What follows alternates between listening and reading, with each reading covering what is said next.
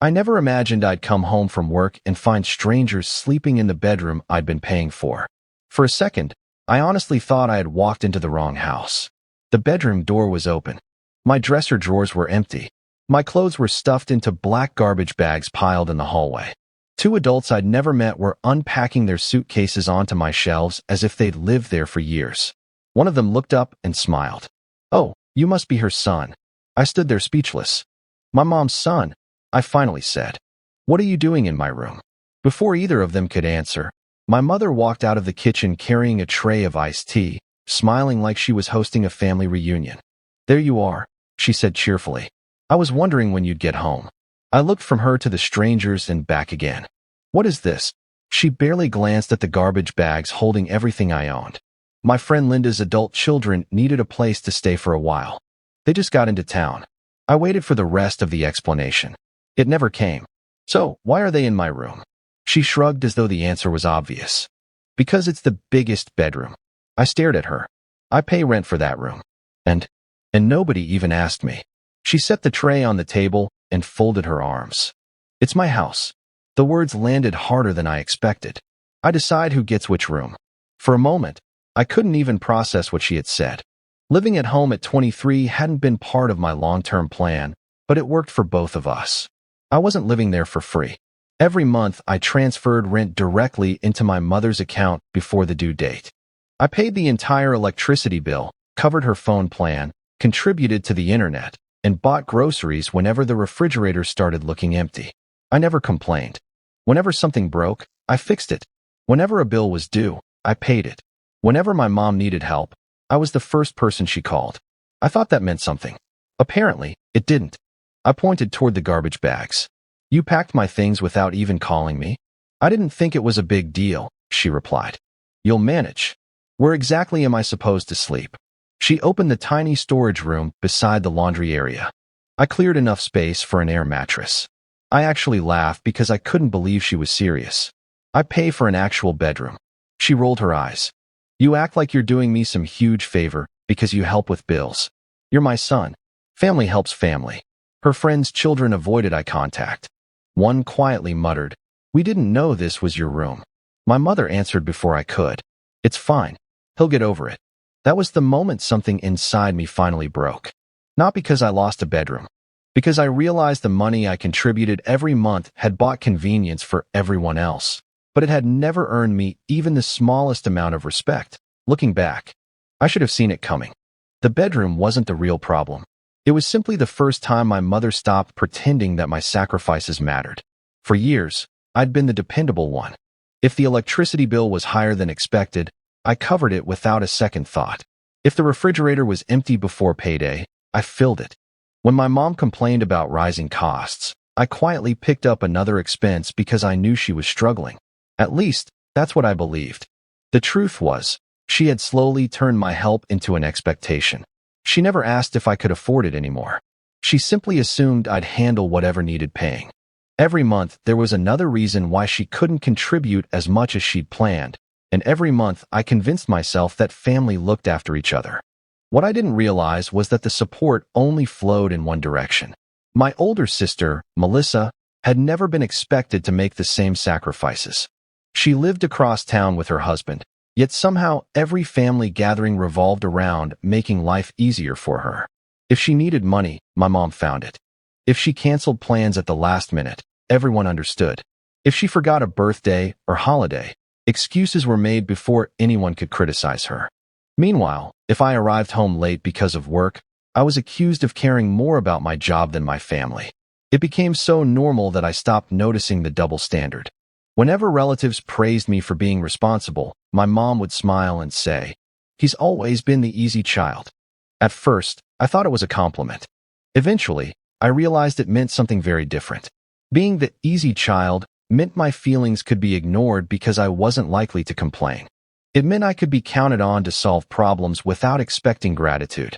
It meant every new responsibility landed on my shoulders because everyone assumed I'd simply accept it. And I usually did. Not because I enjoyed being taken advantage of, but because I genuinely believed helping family was the right thing to do.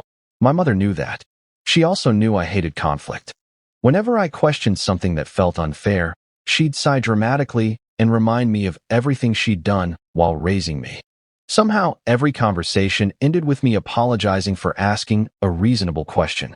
Over time, guilt became her favorite way to win arguments. So when she gave my paid bedroom to complete strangers and calmly reminded me, "It's my house," she wasn't making a sudden decision. She was acting on years of believing I would always put her comfort ahead of my own. For the first time in my life, she was about to find out what happened when I finally stopped saying yes that I didn't argue. I didn't yell. I didn't beg my mother to change her mind. Instead, I walked into the storage room, grabbed the 2 garbage bags that held everything I owned, picked up my laptop, and carried them to my car. As I reached the front door, my mom called after me. "Don't be so dramatic. You'll cool off and be back in a day or 2. I looked back one last time. "No," I said quietly. "I won't." Then I drove away. That first night, I checked into the cheapest furnished studio apartment I could find. It wasn't much. The kitchen was barely big enough for one person, the bathroom was older than I was, and the only window overlooked a parking lot. But every inch of it was mine. The silence felt strange. For the first time in years, there was no one expecting me to solve the next problem or cover the next unexpected expense. Still, freedom didn't erase the pain. I kept replaying everything in my head, wondering how someone I'd spent years helping could treat me like I didn't belong. Some nights I barely slept. Other nights I questioned whether leaving had been the right decision. Whenever those doubts crept in, I reminded myself of the garbage bags sitting beside my bed.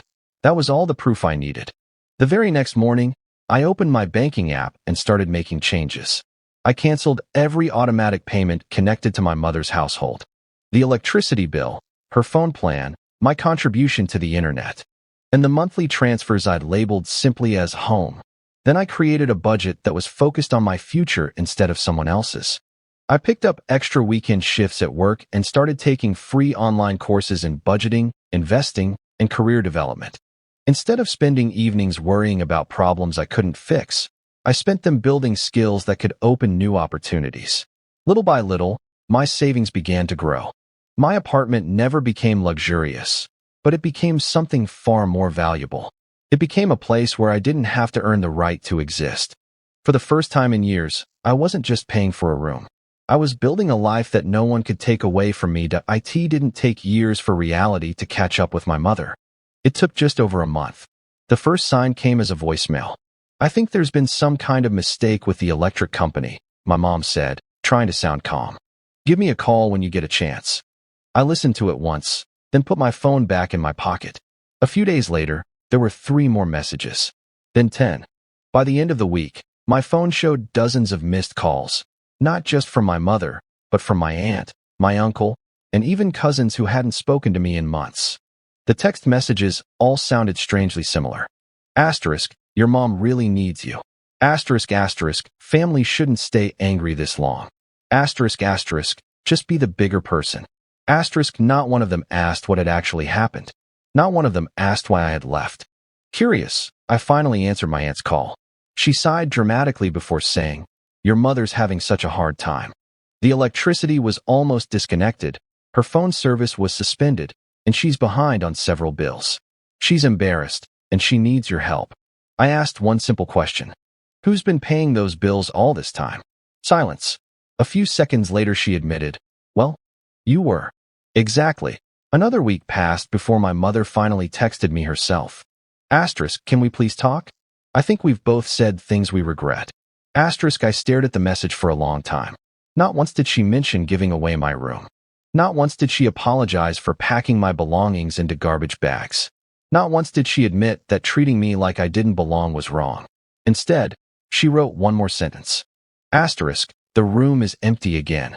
You can come back whenever you're ready." Asterisk, that single sentence told me everything. She wasn't inviting me home because she finally respected me.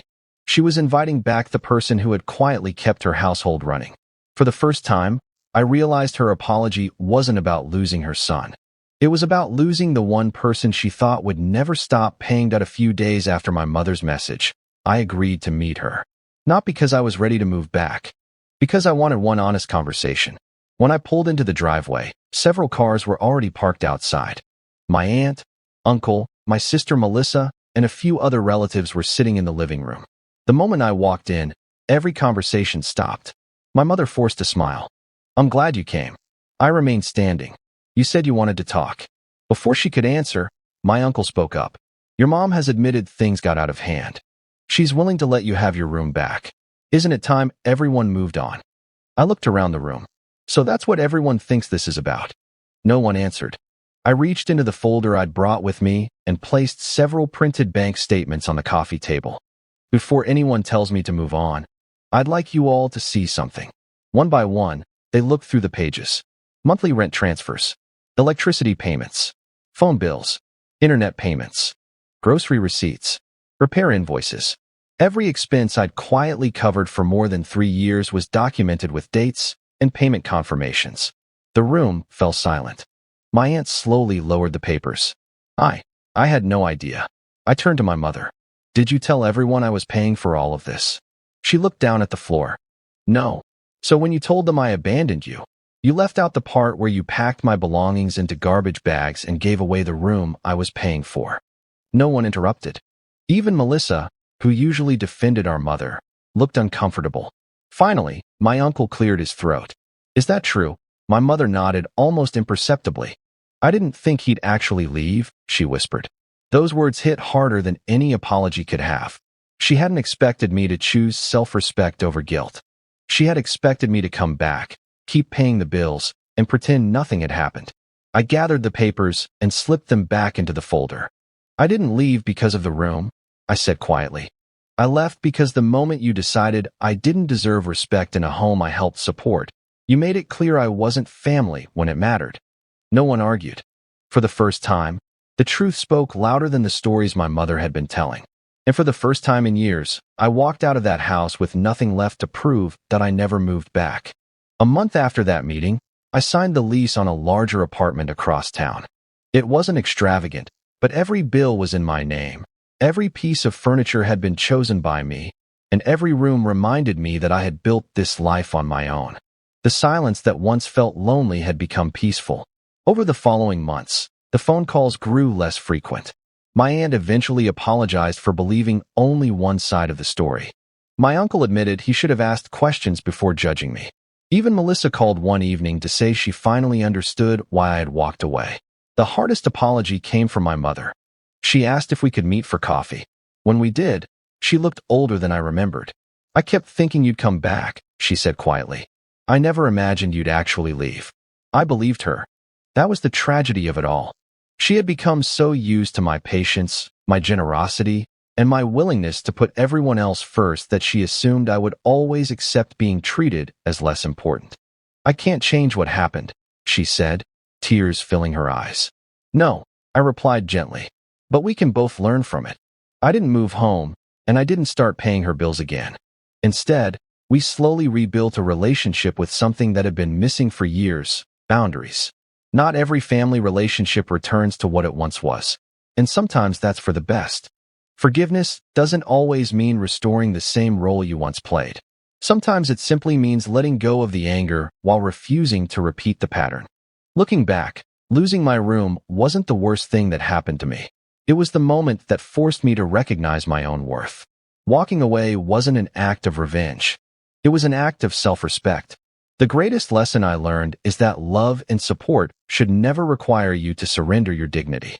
The people who truly value you won't measure your worth by what you provide. They'll value your presence long before they notice your absence. And the day I stopped paying for a house where I no longer belonged was the day I finally started building a home of my own.